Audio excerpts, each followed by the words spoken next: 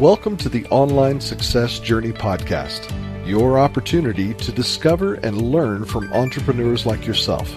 This is not your typical podcast, but a place where you can get the real story and find out how real people encounter speed bumps and detours, but journey through to find success. Now here's your host for the Online Success Journey Podcast, Patience. The Online Success Journey continues to episode 333. Every guest shares the path that took them to success. So you'll want to subscribe right now and ensure you'll never miss a journey. I post at least one journey each week and I would love for you to join me.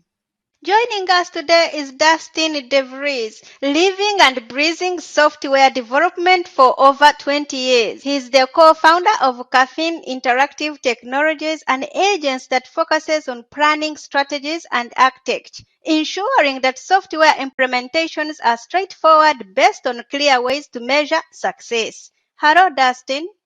Hello, thank you for having me. Thank you for coming. My audience are excited to hear your story, but just start by telling us one thing we are going to learn from you today that will help us on our journey to success.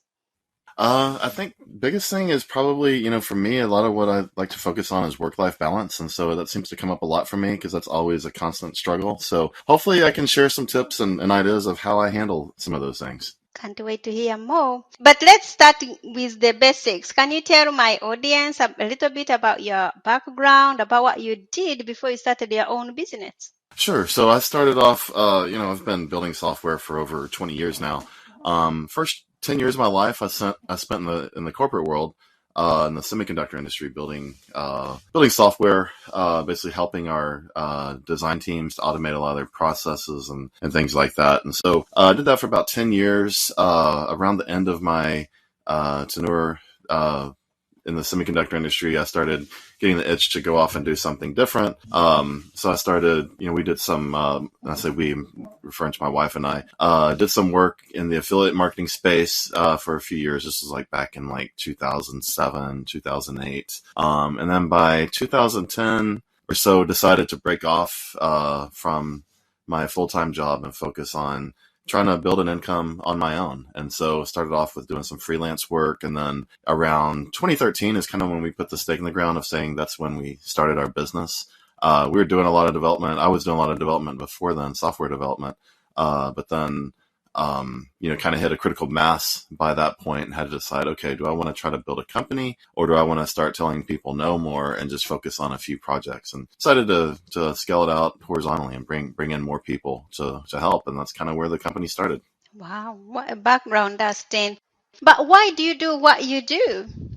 I think it's probably, it's interesting because I don't think I had like this big epiphany, like, the clouds parted and something came down from the heavens to tell me you should go build software, and it's something that I've grown passionate about over the years. But I think it really started just out of, kind of going back to college when I was in college back in the late 90s, trying to figure out what I wanted to do with my life. And I wasn't real passionate back then about everything. I think I was still young and naive. And so, a lot of it just had to do with, well, what am I good at? And I grew up in that generation where computers were becoming more and more important in our daily lives, and college, the internet was really starting to take off and be a big game changer in everyone's life. And so just kind of looking at all that, just thought, this is something I feel comfortable with. It's something that I really enjoy. It was always a hobby, and thought, what, I'm just going to go all in on it, start working on software development and building software. And that's kind of where it all stemmed from. Tell us, how did you become from a freelancer to solopreneur, and then you built a 7-figure agency? Wow. Yes, yeah, it's been quite a ride getting to this point. Just all of the work that goes into it, and the different relationships and managing that, learning how to build a business. A lot of times we're wearing a bunch of different hats, and still do, because we still kind of feel like a startup. We're not this massive company with all kinds of bureaucracy and management layers. So still wear a whole lot of different hats. My wife and I both, as co-founders, wear a ton of hats. Have you enjoyed the ride? Yeah. For the most part. Today, this is a bad day to ask me that question because today has just been chaotic. There's just been a lot going on. And so on one hand, yes, I really enjoy it. And I think big picture, yes, I love it. Like, I wouldn't change it. I had a conversation with someone the other day about going back to a full-time job and, a sea of cubicles. And granted, not a lot of people are doing that these days because of COVID, a lot of people working from home, but just thinking back to that, that method of working and being in a corporate environment. And I do feel like it would be really tough to return back to that. That's not to say I couldn't do it.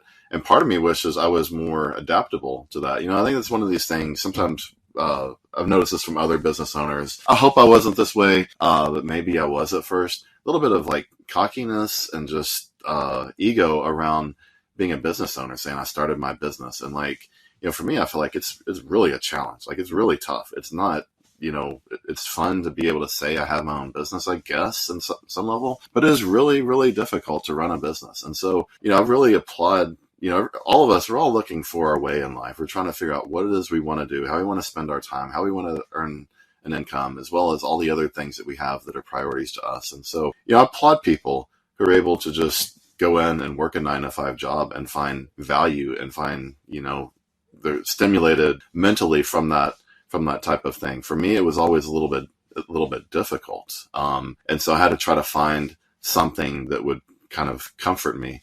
And so I think I found it, but then, like I said, there's days like today that are just chaotic. And it's like, well, I wish I was in an office just sitting there in front of a computer and just coding away and less responsibilities than I have right now. Waiting the orders from upstairs. Yes, exactly. How did you pivot in 2020? In 2020, well, it's interesting because we've been pretty much all remote. Our whole team has been remote since we started in 2013. So it really wasn't a big change for us from that perspective. Definitely there were some issues, certain accounts that we have, some were scaling back. But I'm a firm believer that when a crisis happens, it's a good opportunity to innovate. It's a good opportunity to do something different, to capitalize on that. And so I can't say we really did an awesome job at capitalizing on it, but we certainly had to pivot. We certainly had to think about, we had customers that were either scaling back with us or they were, cutting completely because they just couldn't afford things anymore. And so we had to pivot from that. We had to go backfill that. And one of the things that's always been a challenge for my wife and I as co-founders is, my background being in the technology, the software development piece, and then my wife's background being in product strategy and like business analysis and things like that. We aren't strong. Historically, we haven't been strong marketers. Now we've built up some of those disciplines. We've staffed our team in such a way that we have some of those disciplines now, but it wasn't something that came naturally for us. So, dealing with that in 2020, we were fortunate to have a lot of our business come through the referral channel. So a lot of, people come in and they find out about us because of our customers sharing their stories with friends and family, whoever else. And then they come and find us and come and work with us. And so we start losing customers or accounts start downsizing. There's a lot of urgency around, we need to backfill this because we want to keep things at the same level. And so we had to do some of that, but we made it through, and it's still a struggle even today. Everyone's still feeling the effects of COVID, and I suspect we probably will, unfortunately, probably for the next few years. I guess we'll see. Maybe there's a little bit of normalcy coming into life, but not really. It's still pretty crazy. Let's put man aside. How do you know you are successful? Man, these are some tough questions. How do I know I'm successful? I don't, I guess. I mean, that's the way I would answer that. I guess I know I'm successful in that meeting payroll each week. Is that a start? It's like the Maslow's pyramid of needs, right? It's like, well, at the bottom, we need to make sure we keep the lights on. All of our software subscriptions are getting refilled. The credit card's not maxed out. The payroll's getting met. So if that's like minimum criteria for, I don't know if that's success, but at least moving forward. I feel like success, I mean, you can tie it, I'm sure, to like different KPIs. You can look at money, you can look at revenues, all that stuff, right? And that, I think that matters. But, I think to some level, and this is why I sort of laugh at the question, not because the question is a bad question, it's like, how do I answer it? I think that success is difficult because you may be in the black as a company and everything you're doing is great and you're doing well, earning revenue, putting some away, Everyone's getting paid, everyone's getting bonuses, everyone's getting everything. But maybe you're not working on the kind of projects you want to work on. And that might be out of necessity. Maybe the type of clients, the type of work you'd like to do are not necessarily the clients and work that you're actually doing at the moment. And I see that a lot with businesses. I mean, that's a common problem, I think, across the board for any kind of business and any kind of vertical, is that unless you just come out with something that's great, revolutionary, you have a line out the door, and you have the freedom kind of to choose what you want to do, you're always forced. There's always this tendency to say, I need to take on this project. It may not be the best fit for me or for my company, but they've got money, they're willing to pay, should I take this on? And I deal with that. That's still a battle for me. So from that perspective, I feel like, well, am I successful? I mean, yeah, like monetarily and what we're doing. Clients we have, love a lot of our clients. I'm not saying we have, bad relationships, but there's times that we've taken on projects that in hindsight, I think maybe that wasn't such a good idea.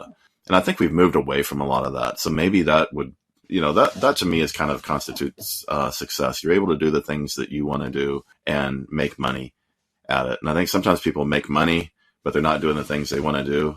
And then some people are doing the things they want to do and they're not making money, right? And so once you're able to do both of those, I think to me, this is my long-winded way of getting to the answer. I think that's what constitutes success. You mentioned that your co-founder is your wife. Yes. How are you making things balance in your marriage, also working in a business together? Yeah, I mean, it's difficult. I think that the fact that we've kind of divided things between us on the business front. So she's responsible, every new project we take on, she's doing a lot of the product strategy, looking at the requirements. And then I'm managing the dev team that does all the implementation, based on those requirements. It does create a little bit of a division between our work. There's not as much crossover as if maybe we were two software developers. So I think that's definitely helped some. It's a challenge because, especially working from home and dealing with all the chaos of being at home, plus working, it's difficult. I can't say, if I'm being honest about it, I can't say we've done an amazing job at it. We have our fights, I guess you can say. I think I think the other thing too is when you're working with someone that you're really close to, there's a little bit of just, I don't know, there's a professional relationship that people have. Your coworkers, it's a professional relationship. You may become friends with your coworkers, but it's still kind of built around a professional foundation. And then for us, it's a personal relationship that then has evolved also into a professional relationship. And so I think the problem there is kind of start from the foundation of a personal relationship and then overlay that with a professional relationship. And one of the things that does is it sort of allows, I think it gives more of where if you start on a professional relationship perspective and everything's built around that, and then you become friends with someone, well, you kind of have some gating boundaries set up that, like, you won't say certain things to each other. There's a certain line maybe you won't cross, right? But when you're married to a person, it's really easy to be really frank with each other about, how we're feeling about certain things. And not only that, but then, for one part of the conversation, we're wearing the business owner hats, and the next part of the conversation, we're wearing personal hats because we're talking about how stressed we are, how crazy things are, and the emotions of it all, because we lean on each other as husband and wife. So yeah, I mean, it's really difficult. I mean, I would not be qualified to write a book on this. That's for sure. I would love to have a book that tells you what to do, because we could probably do some things better, but I think we do all right. I mean, if I'm being fair, I think we do okay. Yeah. Thank you for sharing. Okay. Tell my audience about the magic moment, the day it suddenly all went right for you. Oh, man. Day when everything all went right. I mean, there's a few that come to mind. I mean, there's definitely been times when we've landed certain projects that have been really good and beneficial to our company. We've had some partners that are really great that have stuck with us for a really long time that we work with on a daily basis. And, that's been really, really good. I would say when it comes to things like, since we've been doing a lot more marketing now, it's interesting because we've had some situations where we've gone in and really struggled to get traction on the marketing side. Really struggled with our messaging and struggled with trying to reach out to people. And when you think, for me at least, this is how I always think about marketing. When you reach out to people from a marketing perspective, you're trying to scratch an itch. You're trying to drum up some kind of interest. You're trying to do something that resonates with them to where they're ready to take an action and engage with you and your brand. And so we've done a lot of those types of campaigns where we just struck out and, things weren't working, starting to wonder, is it even possible to market what we do? Obviously it is. There's plenty of companies that we compete with that do a great job with marketing. We're just trying to figure that out. But then, times when we've gone and started a new marketing campaign and then we actually started getting interest from it and everything just started, all the dominoes were falling the way they were supposed to. And just, it's like that contrast there when you're struggling and suddenly you have a breakthrough and something starts working. It's a great feeling to see that happen. Tell us about values in business, how your work-life balance reflects your business values.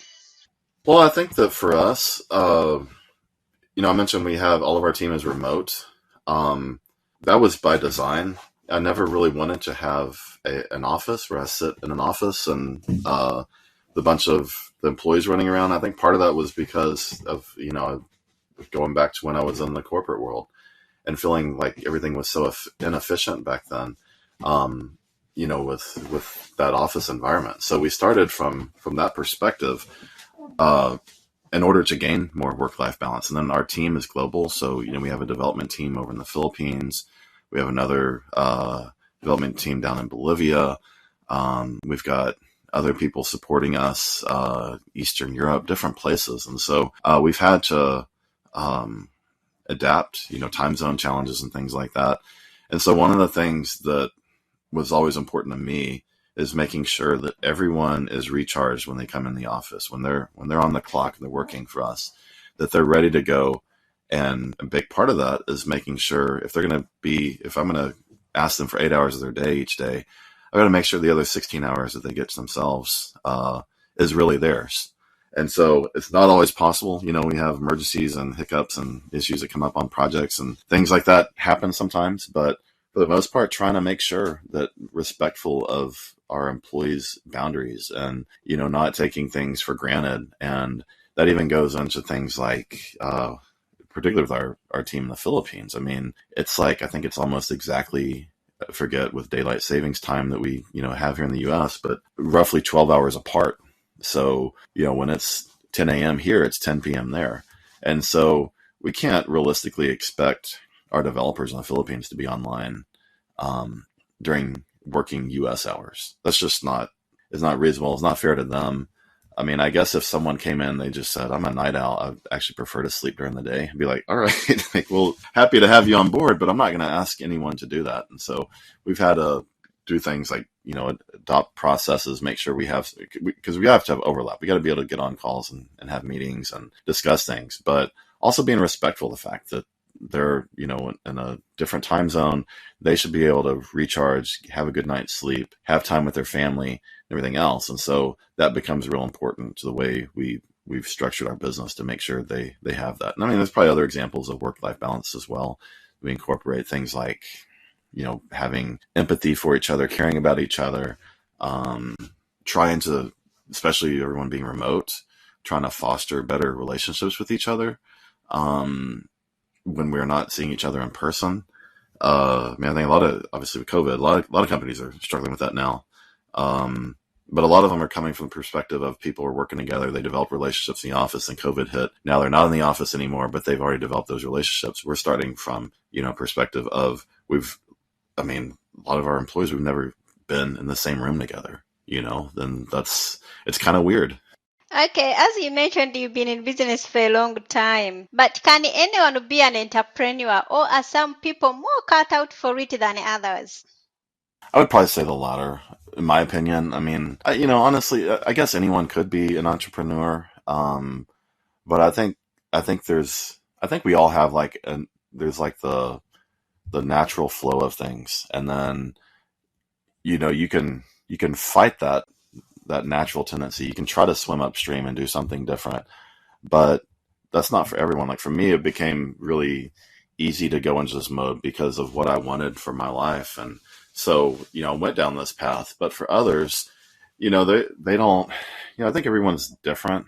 Well, obviously everyone's different, but like you go into a situation, as an individual, you've got the things that motivate you, that challenge you. And again, I've kind of said this earlier, but I've always applauded and been in some ways kind of jealous of people who really could just go in and work a 9-to-5 job, because what that probably means is they have other things that are more interesting in their life than just their job. Or, maybe it is that their 9-to-5 job is actually very interesting, is very stimulating for them. And so they get enough out of that. But even if not, people who go in and work a 9-to-5 job that maybe is the most exciting job in the world, but their passion is really something else. They're involved in other activities outside of work that are really what define them and really excite them. Like, I think that's awesome. And I think that people shouldn't try to fight against that. I know it feels kind of cool to think about being an entrepreneur, starting something, building a business. And for us, like, I look at our business, we're a services-based business, and I look at businesses that have been built that are product-based businesses, and I'm kind of jealous of them. I'm like, well, I'd kind of like to have a product-based business. So, even being an entrepreneur, there's different types of entrepreneurs, different types of things you can go and build. And obviously, doing like solopreneur kind of thing, going and building something on your own and freelancing, or going and building a team. There's different varieties of it. And I think the important thing, though, is just to find what you're happy with, because it is a lot of chaos. It's a lot of craziness, a lot of good from it as well. But I think that everyone values things differently. It's the same parameters, but they're all weighted differently, if that makes sense. So like what I value, but I weigh, if adding weights to variables, what I weigh heavily, other people may not. So like my freedom and flexibility is more important, but others, they're just looking for that stability because of something else that's interesting in life. And I think that's awesome. If you could rerun the first year of your business, what would you definitely not do? Definitely not do. Let me think. Well, I can remember this funny story. Like I remember when we first started, we were cranking. We had hired a marketing agency, try to do some marketing for us, and we paid them a lot of money. Won't say anything about who it was or how much we paid. I don't necessarily want to get into that, but we spent a lot of time and money trying to make marketing work, and we thought we could just throw it over the fence to somebody, and they were the experts. They'd figure out how to get us new business, get us sales, and we'd be set. And it ends up, it really didn't work out that way. They weren't able to have any success for us. And now, over the 8 or 9 years we've been in business, I realized why. It's because a lot of when you hire an agency like that, a lot of what they're doing is they're taking input from you, because at the end of the day, it's my business, mine and my wife's business. We know our customers better than anybody else is going to know our customers. We know our values and our value proposition better than anyone else is going to know that. Now, you may have a firm that comes in and helps you take some of those concepts and, put them into something that can, turn into a marketing campaign. But in order for that to work, you really have to have some ownership in that. And I don't think I really thought that at the time. I thought I'd just throw it over the fence and they'd go run some ads and do some things for us, and we'd be successful. And as a result, so we spent a lot of money, a lot of time, and I don't know if we got a single lead during that whole process. But the funny thing is, I don't blame it on them at all. I think they were doing, they probably some things they could have done differently. But I think that we weren't seeding the process with the right data that was needed. And so, that was a learning experience. I don't know. I mean, I guess talking about what would I do differently, that's something I would do differently. But having made that mistake, I learned a lot from it. So there's still value from that. It could have been a lot worse, so I think it was a good learning lesson for us. What is the most valuable thing you have ever given away? I don't know. That's a really good question. Most valuable thing I've ever given away? My sanity by taking on this role. Does that count? Can I say that? Yeah, I mean, maybe so. I mean, yeah, I think that, yeah, my time, yeah, I think just my wife and I, we've taken on a lot. We've taken on this company. We've taken on some other things in our personal lives that have been really rewarding, but they've been really, really, really draining. And they continue to be really, really draining. And so I think I look at that and I think, okay, well, yeah, there's something there. I mean, I can't say I've given any, I don't even know if I would answer the question if I had something like, yeah, I gave somebody a free car or something, you think of monetary value, right? But I think that, probably, for us, I think a lot of what, at least for me, what's most sacred, probably for most people, is your time. Yeah, your money and these other things are sacred, but the one thing that we all have a finite resource of that we can't change whatsoever is time, right? We have a certain life expectancy, some of us longer than others. We can't change that. I mean, there's things maybe about our habits and lifestyle that can help us live longer, but still, at the end of the day, the expectation is you're not going to be around this planet forever. And so when you give someone your time, and you create chaos in your life by taking on challenges that are maybe going to be difficult. Yeah, I mean, that's giving up a pretty significant finite resource where, giving away money or giving away something of value, like monetary value, I think is almost like not as, you can always earn that money back. You can always go make more money somehow, right? But these things that are resources, finite resources, I think are, and you give that away, you utilize that for something, it's expensive. What is one thing that has contributed to your success? I think just being positive. I think trying to stay upbeat. Like I mentioned today, it's been kind of a crazy day for me just with things I've got on my plate. But, I'm trying to finding some therapy and just being here with you today. Talking through some of these things. I feel like all of a sudden, like my mental shift is happening and I'm feeling more positive. So, yeah, I guess that's how I'd answer that. In your businesses, do you have a mentor or a coach yourself? Yeah, actually we do. We have a agency we consult with that helps a lot with business growth and business development. We've also worked with some business coaches, particularly my wife has probably done more of that than I have. But yeah, I think it's great. And I'm a member of a mastermind group. And, it's a group of people I trust, I can lean on. All those things have been good just to get that outside perspective of, it's weird because I always think about I'll see things, whether it's on TV or people I know, whatever it might be, see people doing certain things. And you sit there and think, man, if you did it this other way, you'd be so much more effective. If it's a marketing campaign, if you change this marketing campaign to this, it'd be better. If you ran this thing a slightly different way, it would be better. But then when it's your own business, it's your own life and everything, it seems like sometimes you lose some of that common sense that you can, at least I do. And I think part of it is when you're on the inside evaluating things is a lot more difficult when you're on the outside. It's like watching a sporting event on TV and watching your team and saying, man, I think that if they would just do this thing over here, they would be so much better off. Why do they keep running this play? Why do they keep doing this thing or that thing? And it's like, well, there's probably reasons behind it, but also, sometimes it's easier from the outside looking in. And so I'm a huge proponent of having outside resources to lean on, to give advice. We use that all the time, and it's been really valuable to us. What is the most valuable thing your outside sources has told you? I think probably just being honest and frank with us when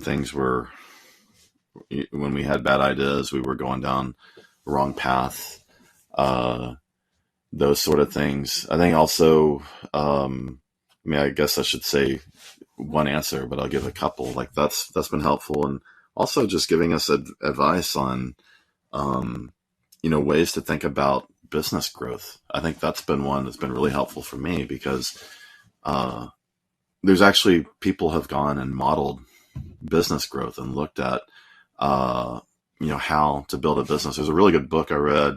I think it's Ready, Fire, Aim. That's it. I think that's the name of the book. It's kind of an older business book. It was built, I think it was written back in like maybe 2008 or something like that. Which, it's not, I guess not that old, but still, I just read it recently within the last year, and the framework don't remember the author's name, but he uses to kind of talk about, business growth, I think is really valuable. And so I took that concept as well as some of the concepts we've gotten from our business coach, and realized like you really can sort of quantify business growth. I always thought business growth is kind of like this. I mean, it's never linear. I know that, but like to think about it in terms of buckets, like, you know, a $0 to $1 million company is sort of one bucket. 1 to 5 million is another bucket. And, you know, you can define these buckets and kind of look at your growth that way.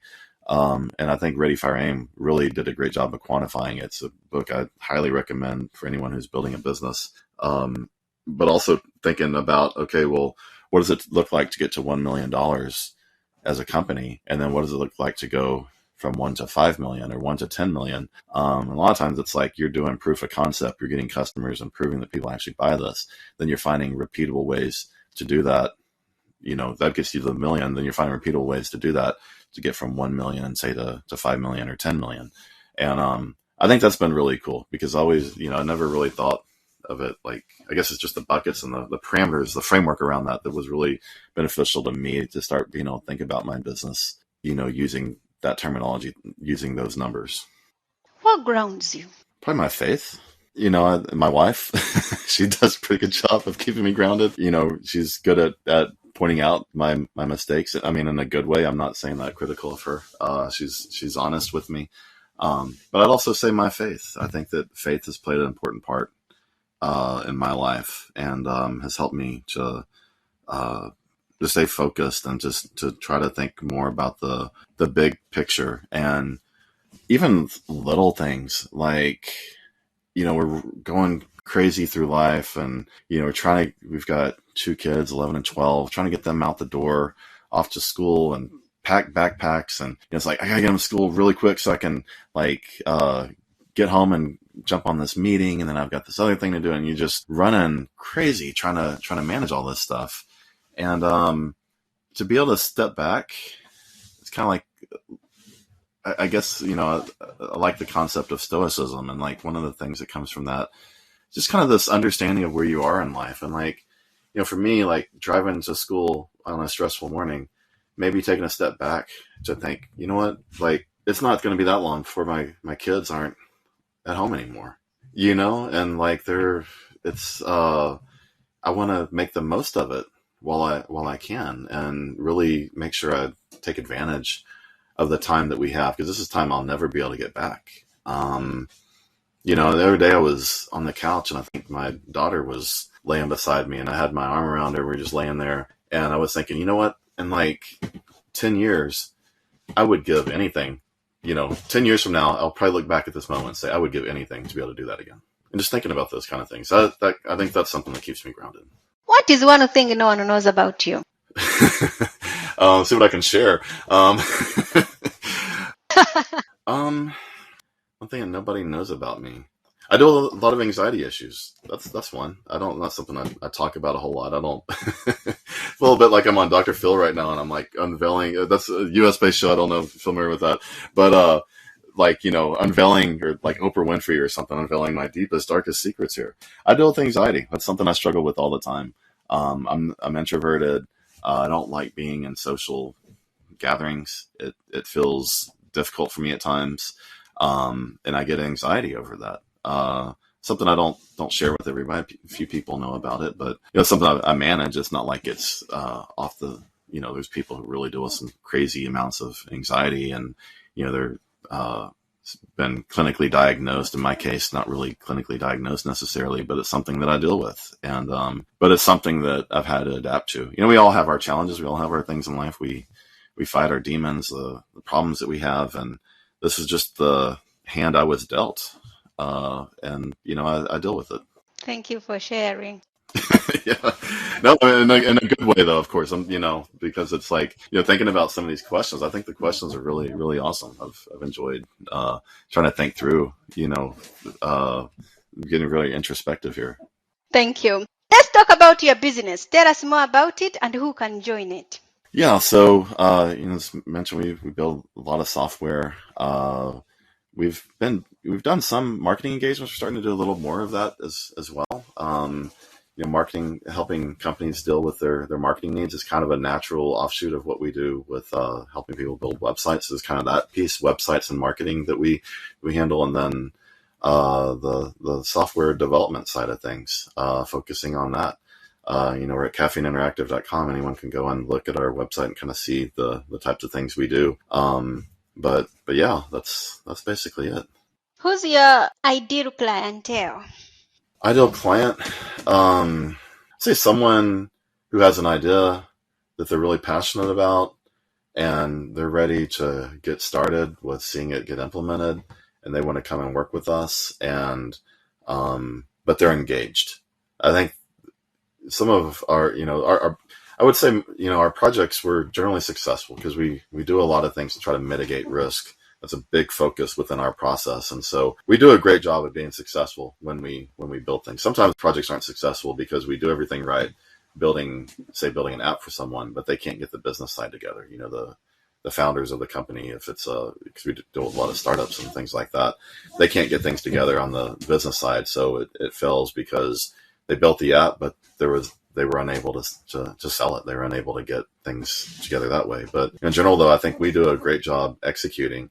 But for me, I think what's important is when someone engages with us, I like to set the expectations early on that we really do need their involvement. It's a collaborative process. It doesn't mean that we're asking for hours and hours a day out of their time, but it does mean that they need to be engaged when they're thinking about, it's their vision, it's their idea. We're helping to turn that vision into reality. But we really need their input, especially if it's something, if we get a company that comes in, they're wanting to build a mobile app for their business, or maybe they're wanting to automate certain parts of their business. Well, they're the ones who understand, like I was talking about before, I think in the marketing perspective, like they're the ones who understand their business better than we do. We can do a lot of great things, but at the end of the day, just like when we hired that marketing company and we didn't have any success because we weren't seeding it with the right process.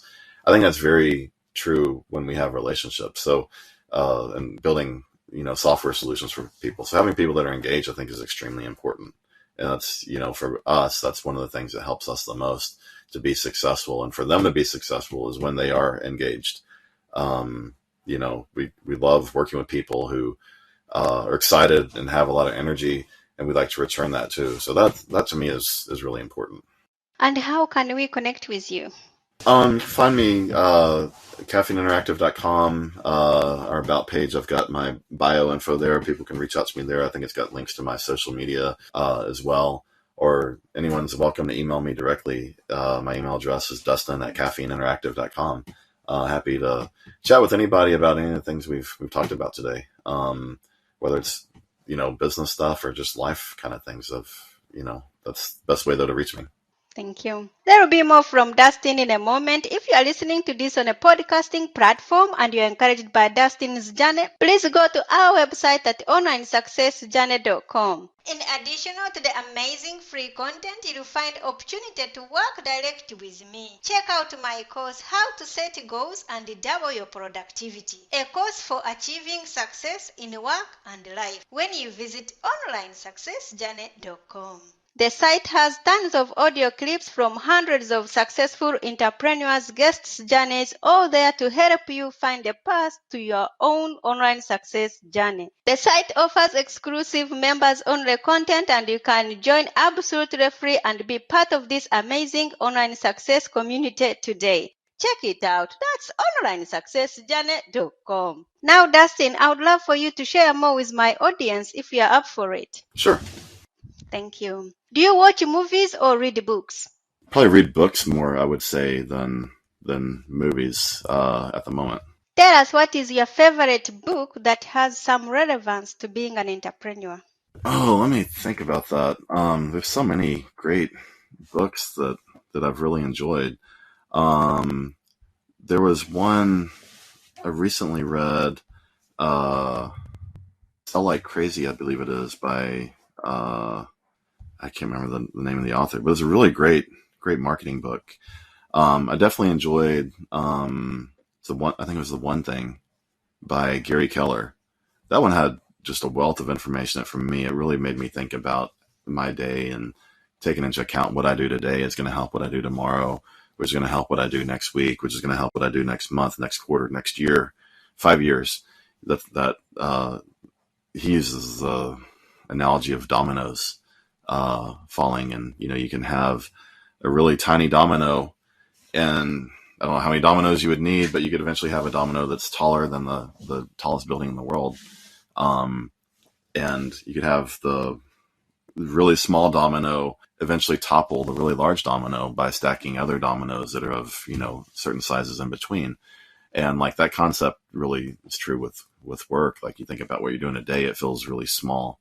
You feel like you're barely making a dent in what you need to get done. But then as you go along, what you did today builds on what you're able to do tomorrow. And it has like this multiplicative effect on everything. And I think that was really big for me. I really got a lot out of that book. If your business was down to its last $100, how would you invest it? Because it depends on how much I have in my personal account. Like only $100. I think that's difficult. I think I would probably, obviously clients are the lifeblood of any service-based business like ours. So that would be a big focus, is to try to land, what could I do with $100 to land clients? And I mean, probably, maybe something like LinkedIn Sales Navigator. Maybe I'd say that. Maybe I'd have a Sales Navigator subscription. That way I could build a prospect list and just go out and start hitting the pavement, talking to them, trying to land more business to create, to build a pipeline again and kind of rebuild things. If you are going to keep a note to yourself in your pocket every day, what would be written on it? Right. You know what I think it would be? It would be the Serenity Prayer. And I think the Serenity Prayer is, I don't know what different, it's kind of a Christian religion based thing. I think it's, Catholicism is the one who thinks of the Serenity Prayer. But I would probably think about that. That to me has been huge for me. And for those who aren't familiar with it, it says, grant me the serenity to accept the things I cannot change, the courage to change the things I can, and the wisdom to know the difference. What is your next chapter? Hopefully making lots of money and retiring early. I don't know. I think, I would say, continue to grow our business. Would love to see us kind of reach the next plateau. And, I think we're making good strides to do that. I feel like right now, we're still, kind of in that crazy mode of just trying to balance everything and wear a bunch of hats. And if we're able to build, create more, grow our business to say that $5 to $10 million point, I think that would be awesome, because then I think that affords us a lot more luxuries if we're doing it right, with having more resources within the team to manage things. You can start to specialize. I think where a lot of times right now, the employees we hire they're specialized in things to some extent, but they're also very generalized because we're all wearing different hats. And so being able to do some of that, being able to build more processes. And then I think with that, the goal, I think, for anyone who's building a business is you kind of build it where it starts to run on its own. And it's never completely going to be able to run on its own. But if you're able to get, to a certain critical mass, I think you're able to do more of that, which then goes back to that work-life balance thing. You have more time to yourself to do the things that you want to do. Do you feel like you succeeded, or like you're only on the way? No, I don't. And I'd say that I think there's like this. I've heard other business owners and entrepreneurs talk about this. There's like this fraud mentality that people have when they go into business, and it's like there's like this emotional feeling that like you're a fraud, that everything you're doing is fake, that you don't actually know what you're doing. You're not actually good at what's going on. And I've battle with that. It's not because I don't feel confident. I don't feel like I can do what I'm able to do. It's always this feeling that like things are going to fall apart, that something bad's going to happen. And so, battling with that, I guess, we've got some personal goals in terms of where we would like to be, business wise, as well as personally, what do we want to be able to do when we retire? And so I guess for me, I think we are successful, but I don't think we've achieved success maybe until we've reached some of those goals, which I think is not necessarily a bad thing to feel that way, because it means that you're still driven. It's always, I'm going to go off a little bit of a tangent here, but when I see someone, here in the U.S., big thing is, of course, American football and college football and things like that. So you see some of these guys that they're in the coaching space, and they're starting off as assistant coaches. They're moving up, moving to different, say if it's in the university level, college sports, moving to different universities and moving up the coaching ladder until one day they become a head coach. And I've seen this happen a lot where people move up and up and up, and then they finally land some kind of crazy jobs as a head coach at some top program, making $5 to $10 million a year. And they just sour. It's like something happens. It's like they reached that pinnacle of success and they weren't able to keep going. And in fact, a lot of them, you see some of these guys, they get to that level and they may have like alcohol problems. They may have other kinds of things that creep in because they've reached this level of success. They've gotten this contentness about them. And then they're looking for other avenues in order to excite them because they've reached the top of their, of their career. And, I think that that's real important. Like, I've always admired people. Guys like Mark Zuckerberg, I don't know if admiration is the right term to use for him, but I will say that I admire the fact that when he started Facebook, I can remember when he had, companies wanting to buy his business for like $1 billion. I think Microsoft had done something. I remember Microsoft bought a share in Facebook that brought the valuation up over $1 billion or to a few billion or something like that. And I remember thinking to myself, man, if I was in his shoes, like, this guy is crazy. He's like still going. Like, why not just bail out of this because you've got all this money? But he stuck with it. And, I think he stuck with it. I mean, there are plenty of people that probably think Mark Zuckerberg is evil in some ways and don't like certain things about him or whatever. I have no idea. I have no say dog in that fight, right? I don't know. I just know that when it came to that, like, I think he had something bigger that he saw than just the money. I mean, maybe he thought like, yeah, I know this can go farther and I'm going to stick with it. But I felt like he really was like, there was something that drove him that was different. And I think maybe a better example of this, because I don't know that Mark Zuckerberg's intentions are always the best. I don't really know, and maybe this is a bad example too. Steve Jobs, but he was kind of like that. It was more about the vision than it was necessarily about the money. And those are kind of cliche examples, I guess, but still, I admire the fact that some people are able to stay driven like that. And that's what I hope I can do. I tie it back to the original question. I think it's about staying driven throughout your career, never really getting content. I mean, it's okay to be content at times. I think, we all go through different phases in our lives, and we have times when we're really in growth mode, we're really aggressive, we're really excited about our business, we're cranking, and then we need to take a break. We need to just slow down, and we're going to just tread water for a little while, and then we're cranking again. And I think that's okay. But as long as you're still cranking at some point, once you stop cranking, maybe you need to go find something else. I don't know. Will you ever stop? I think I will. I mean, I don't see myself, if I extrapolate out and think, okay, well, we continue to run our business and it becomes like this massive success where I can basically just retire and do whatever I want. I couldn't really see myself doing that. I think that I'm a big believer in having purpose in life. And so I always want to have a purpose, whether my purpose is building a business. Yeah, obviously I have a purpose with 2 kids in my home and a wife. I've got, responsibilities to them. So that provides purpose to my life. And I always want to have purpose. I want to have something that I'm building, I'm working on. And it may not be my company.